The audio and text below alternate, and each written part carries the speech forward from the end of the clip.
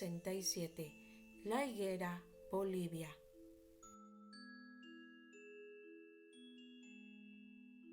Ernesto Guevara, mejor conocido como el Che Guevara, nace el 14 de junio de 1928, el primero de los 5 hijos del matrimonio conformado por Ernesto Guevara Lynch y Celia de la Serna. Su padre, don Ernesto Guevara, fue inicialmente dueño de grandes plantaciones de yerba mate, que es prácticamente la hoja con la que se prepara el mate. Se cuenta que durante este periodo en que este hombre tuvo estos yerbales, los trabajadores enfrentaban condiciones de trabajo extremadamente difíciles, tanto así que la propiedad fue bautizada con el nombre de La Misionera y su explotación. Los Guevara también obtenían ingresos del astillero Río de la Plata, que era propiedad de varios miembros de su familia. Astillero, para los que no saben, son establecimientos dedicados a la construcción y reparación de embarcaciones. Este negocio permitió a la familia prosperar lo suficiente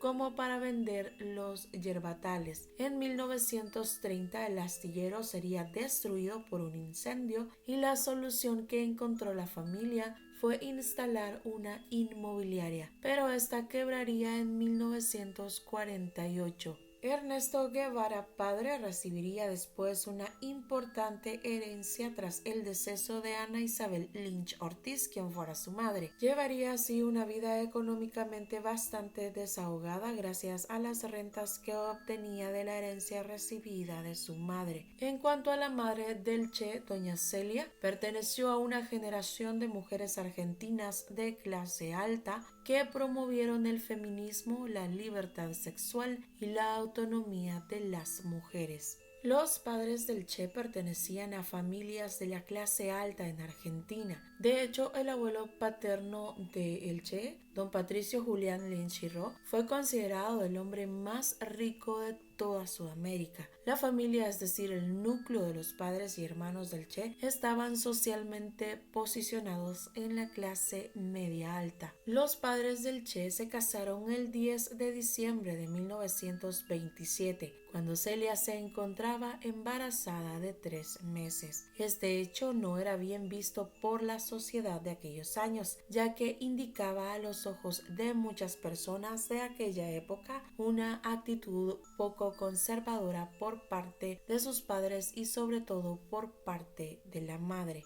En 1948 el matrimonio se separa, aunque siguieron viviendo bajo el mismo techo. Tras el nacimiento del Che vendrían 4 hijos más: Celia en 1929, Roberto en 1932, Ana María en 1934 y Juan Martín en 1943. Los padres de Ernesto se mudaron con demasiada frecuencia, lo cual marcó su niñez y juventud. Se cuenta que la familia del Che tuvo al menos 12 domicilios en Buenos Aires hasta que en 1953 dejaron Argentina definitivamente. Los primeros años de Ernesto transcurrieron entre las casas que sus padres tenían en Caraguatay y Buenos Aires. Siempre se instalaron en zonas típicas de la clase alta. Desde un primer momento, Ernesto recibió de sus padres el sobrenombre de Ernestito para diferenciarlo del padre, y luego su niñera le pondría Tete, mismo con el que le llamarían indistintivamente su familia y amigos de la infancia. A los 2 años de edad tendría su primer ataque de asma, enfermedad que padecería toda su vida y que llevaría a la familia a trasladarse a Córdoba en busca de un clima más apto debido a la seriedad de su asma. El padre siempre culparía a la madre por el asma de Ernesto, atribuyéndola a una bronquitis mal cuidada agravada por llevársele a un club de natación en una mañana bastante fría. Del yerbatal de sus padres y de sus estancias en Misiones adquiriría el gusto por el maté, del que fue un apasionado toda su vida. Su primaria la estudiaría en la Escuela Pública San Martín y Santiago de Liniers y sus estudios de secundaria los realizó inicialmente en el Colegio Nacional de Montserrat y finalmente en el Colegio Nacional de Deanfunes. Su enfermedad lo hizo un extraordinario lector, un gran aficionado al ajedrez, mismas cosas que generarían en él un fuerte espíritu de disciplina y autocontrol. Sus ataques de asma eran bastante constantes y a un grado tal que le llevaba a estar postrado en cama durante días enteros.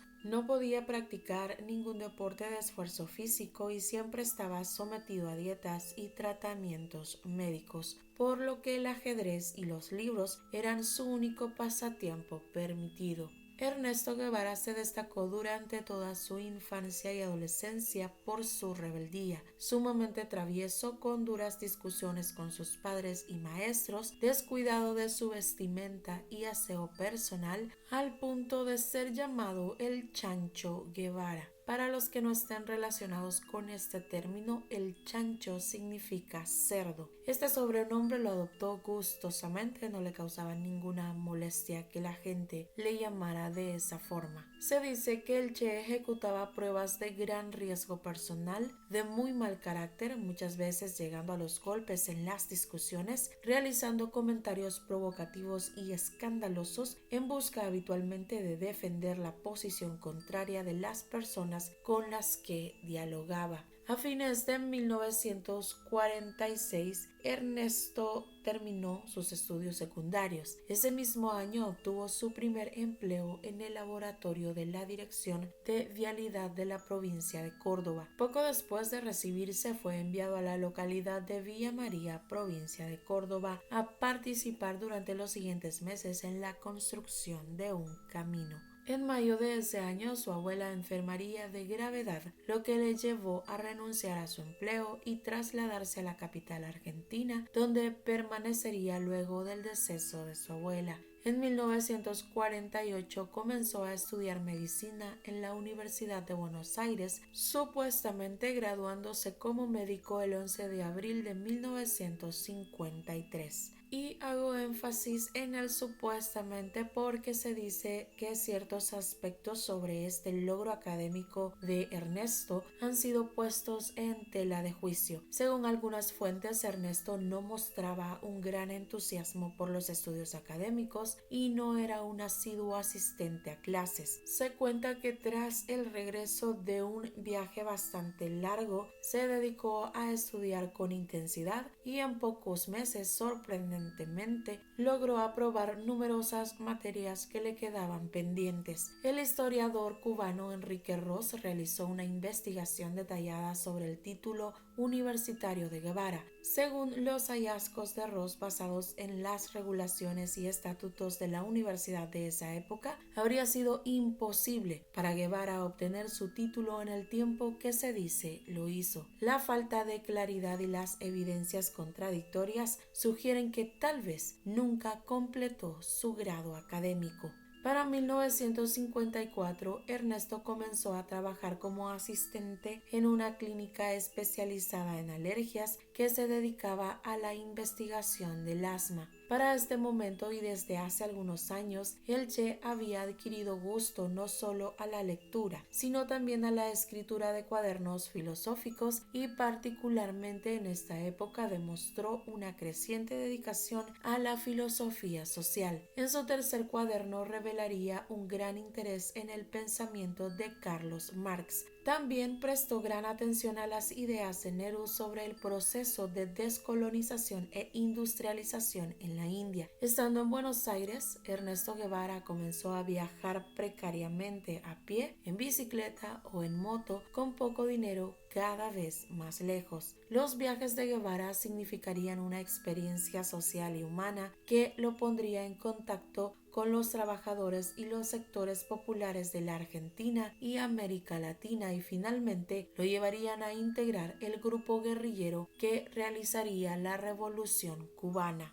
tragador de tierra ajena, paracaidista en territorios desconocidos, practicante de una ética de las emociones que mandaban sobre los límites oscuros de la razón. Estas tres grandes virtudes, matizadas, moderadas por la experiencia y las derrotas, lo acompañarían a lo largo de su vida. El Che no se consideraba un turista, sino un viajero de una bicicleta a la cual le había adaptado un motor. Recorrió 4.500 kilómetros en total, llevando al límite de la resistencia a su cuerpo asmático. Durante sus viajes, Ernesto había visto con sus propios ojos la pobreza extrema y la injusticia que asolaba el continente y quedó conmovido por la solidaridad entre la gente más desfavorecida. En la selva amazónica trabajó como voluntario en una colonia de leprosos en el norte de Chile. Observó también las durísimas condiciones de trabajo de los mineros cerca de Machu Picchu y quedó impactado por las miserias de los campesinos que trabajaban para los terratenientes. Estas experiencias alimentaron su odio hacia el capitalismo y lo convencieron de que la solución a la injusticia social era la revolución violenta. El viaje que lo convertiría en el Che lo realizaría en julio de 1953 junto a su amigo Carlos Calica Ferrer. Llegaron a Bolivia en medio del proceso revolucionario iniciado por el movimiento nacionalista revolucionario. Ernesto y Calica siguieron camino a Puno Cuso y Machu Picchu para luego dirigirse a Lima. Luego viajaron en ómnibus a Guayaquil, Ecuador. En este punto se separan. Calica viajó a Venezuela mientras Ernesto viajaba a Guatemala, donde el coronel Jacobo Arbenz, presidente de la República, encabezaba un proceso revolucionario que afectaba a los intereses norteamericanos en la región. Sosteniendo que se trataba de un gobierno comunista, Estados Unidos comenzó a operar entonces para desestabilizar Guatemala y derrocar el gobierno de Arbenz. El golpe de Estado se inició el 18 de junio de 1954. Para entonces Guevara llevaba 6 meses viviendo en Guatemala y estaba en pareja con Hilda Gadea. Los dos se sumaron a la resistencia contra el golpe de Estado. Más tarde, Hilda fue detenida y Ernesto se refugió en la embajada argentina, donde fue incluido entre los refugiados comunistas. A fines de agosto le llegó el salvoconducto que le permitía salir del país, pero en lugar de repatriarse, abordó un vuelo a México. Allí trabajó como médico y como fotógrafo.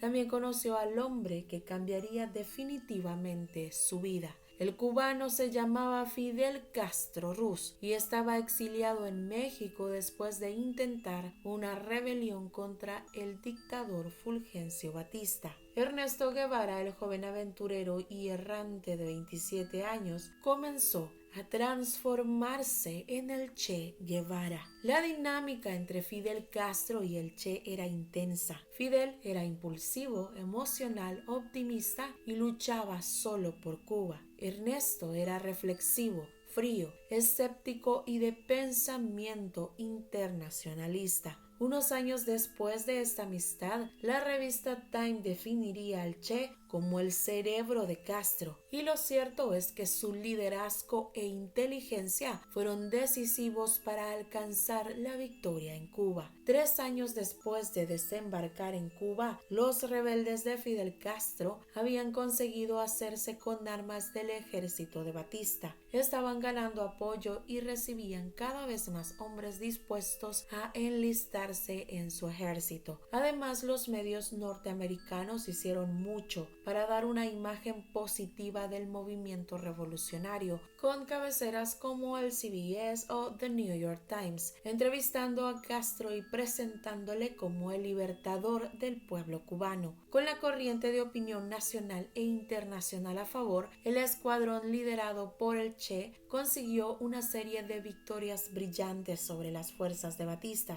y el 1 de enero de 1959 el dictador huyó a la República Dominicana. Al día siguiente, el Che ingresó en La Habana para tomar el control de la capital. Fidel Castro llegó el día 8 de enero. La guerra había acabado. La revolución había vencido. En el gobierno de Fidel Castro, el Che Guevara mantuvo la posición prominente que había tenido en la guerrilla, pero también continuó encargándose de la parte más brutal de la revolución. El Che estuvo varios meses al mando de la cárcel de La Cabaña. Allí, cientos de personas consideradas enemigas de la revolución fueron ejecutadas bajo sus órdenes. Más adelante, el Che fue nombrado director del Departamento de Industrialización del Instituto Nacional de Reforma Agraria y también como el ministro de Industria y presidente del Banco Nacional. Che Guevara se convirtió en uno de los más incansables colaboradores de Fidel Castro. Se concentró en la construcción de una nueva Cuba, de una nueva sociedad, especialmente en el campo de la economía. El Che se hizo famoso en el mundo occidental por su oposición al imperialismo, al neocolonialismo y a la política de exterior de Estados Unidos. En el plano personal, el Che se convirtió en un ciudadano cubano, se divorció de su esposa y se casó con Aleida March, una militante revolucionaria a la que había conocido en la guerrilla. En total, el Che Guevara se casó 2 veces y tuvo 6 hijos. El poder que el Che había conseguido no hizo que se acomodase en los privilegios de su posición. Al contrario, en muchos sentidos el Che encarnaba la idea de el nuevo ciudadano socialista que buscaba el bien común antes del beneficio personal. Trabajaba horas interminables, a veces hasta dormía en la oficina y pasaba días libres trabajando en una plantación de azúcar que había organizado para promover el voluntariado. Como ministro de Fidel Castro, insistió en alejar a Cuba de Estados Unidos y acercarla a la Unión Soviética, pero este movimiento no le salió gratis. Como consecuencia, Estados Unidos empezó a imponer sanciones económicas a Cuba. Esto causó estragos en la economía cubana y tensó las relaciones entre el Che y sus camaradas del gobierno. Apenas 6 años después de la victoria, el Che había perdido una gran parte de la ilusión con la que había encarado su proyecto revolucionario. Cuba dependía demasiado de la Unión Soviética y el gobierno de Estados Unidos continuaba intentando meterse en los asuntos del Estado cubano. Esta no era la Cuba por la que Ernesto había luchado, así que en 1965 Fidel Castro anunció que el Che Guevara había escrito una carta de despedida y se había ido a luchar contra el imperialismo a otros países en desarrollo. El sueño cubano del Che Guevara había llegado a su fin. La raíz de la burocracia está, nosotros lo hemos llamado en cierta falta de motor interno de algunos funcionarios, es decir, le falta sentir en sí mismo el problema de que se trata.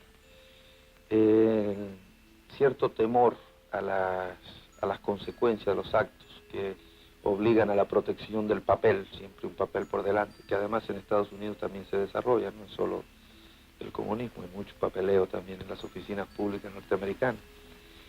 Durante los 2 años siguientes, el Che estuvo en un paradero desconocido. Más adelante se sabría que había viajado a República Democrática del Congo con otros guerrilleros cubanos para ayudar a la guerrilla congoleña que luchaba en la guerra civil del país. Luego se puso en rumbo a Tanzania y posteriormente a Praga. En esta época renunció también a su pasaporte cubano, pero volvió a la isla brevemente antes de irse a Bolivia por recomendación de Fidel Castro. Este sería el último viaje de Guevara. En el otoño de 1966, el Che Guevara llegó a la región boliviana de Santa Cruz con un aspecto muy reconocible para pasar desapercibido. Con la cabeza rapada y sin barba, el Che estaba allí para apoyar a los rebeldes que intentaban echar abajo el gobierno represivo de René Barrientos. El Che creó y lideró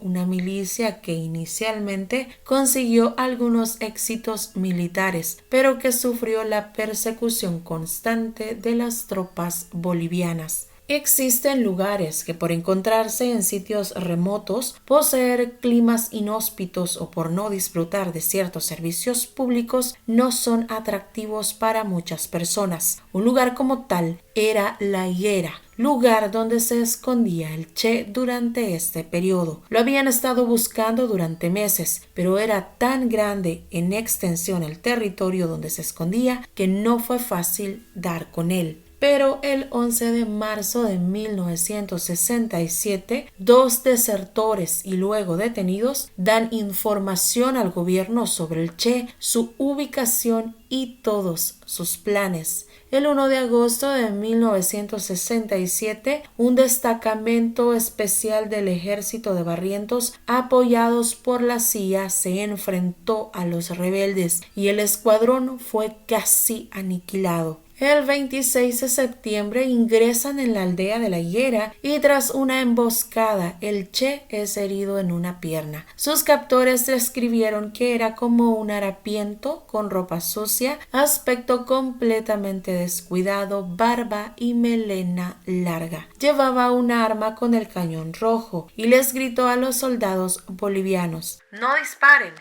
disparen que soy el Che y valgo más vivo que muerto.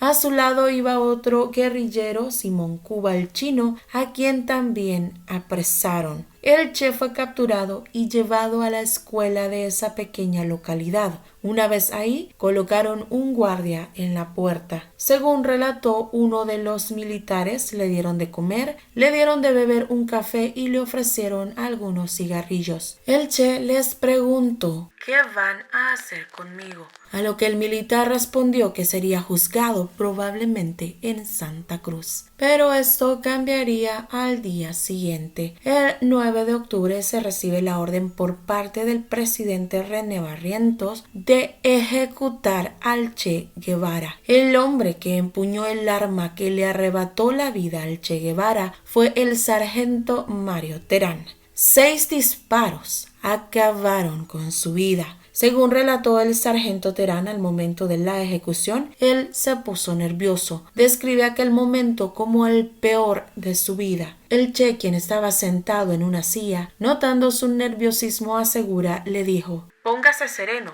y apunte bien, va a matar un hombre. Entonces, dando un paso atrás, hacia el umbral de la puerta, cerró los ojos e impactó su cuerpo 6 veces. El reloj marcaba las 3 de la tarde como la hora final del Che Guevara. El lugar rápidamente se llenó de militares y tiempo después llegó un helicóptero. Cargaron su cuerpo y se lo llevaron a Valle Grande, exactamente a la lavandería del Hospital Valle Grande, Bolivia. Susana Osinaga, enfermera del hospital, fue la encargada de lavar su cuerpo. Ella comenta que el Che llegó muy sucio, sus ojos estaban abiertos, llevaba 3 pantalones. Al quitárselos, se percataron que se había defecado y que cree que lo hizo antes de fallecer, exactamente al recibir los impactos de las balas. Su chaqueta estaba también muy sucia y pegada a su cuerpo. Una vez estuvo desnudo, descubrió impactos en la pierna, brazo y pecho. Con agua y jabón lo lavó un largo rato. En aquel momento Susana no sabía quién era aquel hombre. Le advirtieron que era alguien importante, pero no sabía que se trataba del Che. Eso lo sabría hasta el día siguiente. Una vez aseado, le colocaron ropa limpia, luego un doctor le inyectó formol, pero cuando le expusieron ante el público le habían vuelto a poner los mismos pantalones y la chaqueta con la que llegó. Al Che lo tuvieron en aquel lugar durante horas para que lo viera el pueblo. Al día siguiente se lo llevaron, pero antes de llevárselo la enfermera relata que le tomaron fotografías e hicieron 2 máscaras. La primera con la cera de las velas que encendían la noche porque no había alumbrado eléctrico, misma que al retirarla arrancó las cejas, pestañas y vellos de la barba, así como trozos de piel del rostro del Che. Como no les quedó bien, lo hicieron otra vez, esta vez con yeso. El doctor Moisés Abraham se habría quedado con un recuerdo del Che a manera de su souvenir, una camisa color caqui llena de sangre. La prenda ha estado en cajas de seguridad de bancos. Finalmente, el general Toto Quintanilla le cortó las manos al cuerpo del guerrillero dirigido por el doctor Moisés Abraham. Las manos del Che fueron colocadas en formol y luego sobre un periódico para tomarle una fotografía y tenerla como una prueba o trofeo. Toto Quintanilla apuntó que la CIA quería cortarle la cabeza al cuerpo del Che como una prueba inequívoca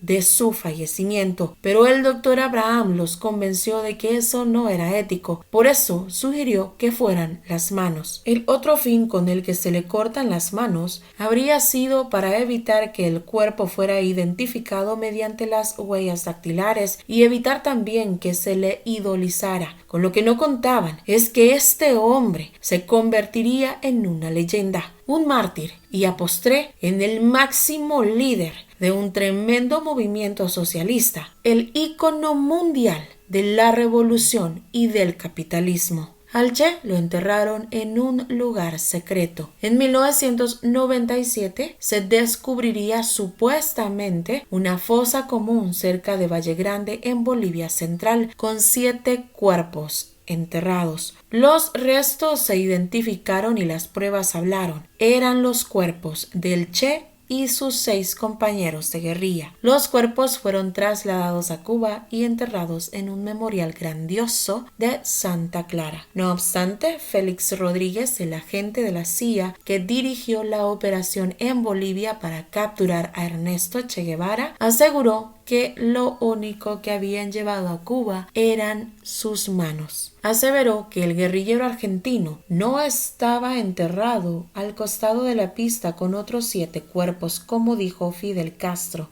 Más tarde, 3 expertos europeos, el doctor José Antonio Sánchez, director de la Escuela de Medicina Legal de Madrid, su colega José Antonio García Andrade de la misma universidad y un médico francés especializado en antropología y arqueología forense, analizaron la documentación técnica utilizada por los cubanos. 2 de ellos han detectado contradicciones irreconciliables entre la descripción del esqueleto llevado a Cuba y la autopsia realizada al cuerpo del Che. El tercero cree que las deficiencias de los informes impiden llegar a una conclusión sobre la compatibilidad de los 2 cuerpos. Cabe mencionar que los expertos concuerdan que solo un análisis genético habría permitido la identificación certera de los restos atribuidos al Che, pero un análisis independiente y fiable, condiciones que no cumple la supuesta prueba de ADN que Cuba dijo repentinamente haber realizado. Aunado a esto, una investigación periodística que parte del testimonio de un exagente de la CIA habría revelado que recibieron la orden de que el cuerpo del Che fuera incinerado y sus cenizas fueran llevadas